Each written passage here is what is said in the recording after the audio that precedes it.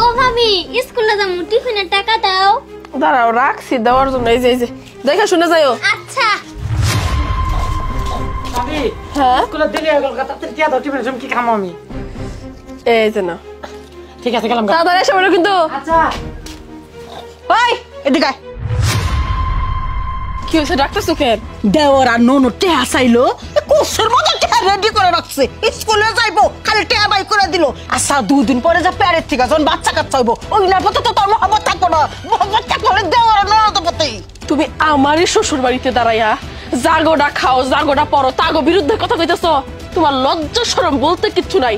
তুমি আমার দেবর রে নিয়ে আমার নন্দের নিয়ে কেমনে করে কথা কও? আমি কি তোমার টাকা দিছি নাকি তোমার বাপের টাকা দিছি নাকি আমার বাপের টাকা দিছি? কারো টাকা তো দেই নাই। আমার স্বামীর টাকা দিছি, ওর ভাইয়ের টাকা দিছি, এটা ওরা প্রাপ্য। তুমি কোন হিসেবে নাক গলাইতে আসো? বুঝতে পারছি এইভাবে যে থাকতেছো খাইতেছো তোমার ভালো লাগতেছে না।